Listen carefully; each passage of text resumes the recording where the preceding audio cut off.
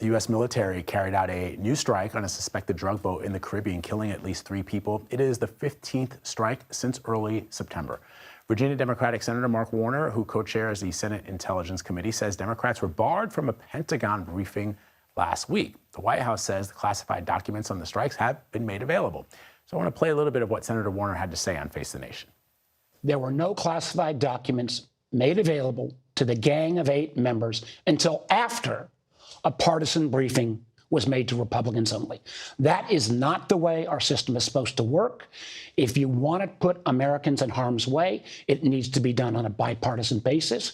My Republican colleagues, many of them afterwards said, oh, yeah, that was not really good. Well, I wish they would have got up and walked out of the damn room because everyone knows partisanship should not be involved in these national security matters, particularly when we're putting our soldiers and sailors in harm's way. CBS News senior national security correspondent Charlie D'Agata has been following the latest for us, and he joins us from Washington. So, Charlie, what do we know about these latest strikes and the justification? Well, Vlad, you can hear the frustration among politicians. They want to know more intelligence of where this material is coming from, who's on the boats, where it's headed, and the justification for using, lethal force, military force against them. It's important to point out this one happened, as you said, in the Caribbean, not what we've seen for the past couple weeks where they really were focusing on the Eastern Pacific. But in posting the announcement and that video, Defense Secretary Pete Hegseth said, these narco-terrorists are bringing drugs to our shores to poison Americans at home, and they will not succeed. We have to point out that in her 60 Minutes interview with President Trump, Nora asked if maybe this wasn't just about the drug cartels, but focusing on the president of Venezuela himself. Is it about stopping narcotics, or is this about getting rid of President Maduro? No, this is about many things.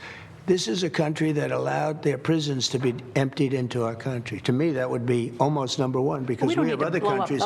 Look, Mexico has been very bad to us in terms of drugs, okay? Very bad. We have a closed border right now. You probably noticed that for 5 months in a row, they have zero, think of this, 0 people coming into our country through our southern border.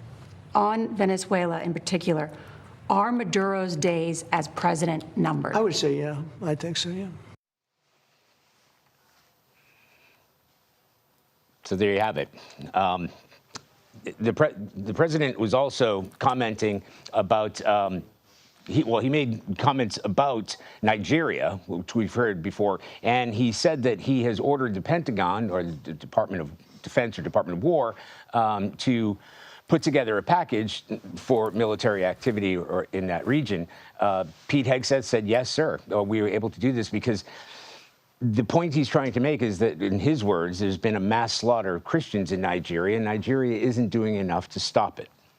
Yeah, but Charlie, you and I both know, having been foreign correspondents, and I was based in Nigeria for almost 3 years, that that violence that has been perpetrated, mostly in the northeastern part of the country, has been perpetrated by an Islamist terrorist group, Boko Haram. That group has actually not only killed Christians, they actually killed Muslims too. They kidnapped schoolgirls in the dead of night, and never to be seen again by their family members. And there are larger issues, which I don't know if the administration cares to go to understand the nuances. Nigeria, a country being comprised of almost, there's some semantics, but almost an equal number of Christians and Muslims in the north and Christians in the south.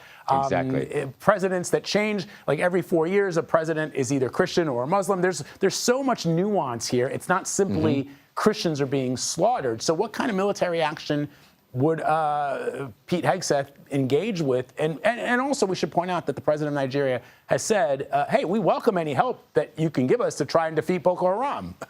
Yes, that's exactly right. They didn't take lightly the implications that President Trump was putting forward, as if the government was somehow allowing this or enabling this to happen, maybe even supporting it was happening. In terms of what military capacity they have there, obviously drone strikes can strike anywhere on the planet at any given time. And as you mentioned, the United States has been active, mostly special operations forces, because there is a dynamic and robust counterterrorism operation that has forever working, mostly out of Djibouti, but other places where that is within reach. Now, AFRICOM itself, which is the African Command, that's actually based in Germany, so they don't have a whole ton of military hardware and resources. If they were to seriously target Nigeria, that would take multiple steps and a lot of military equipment to get out there.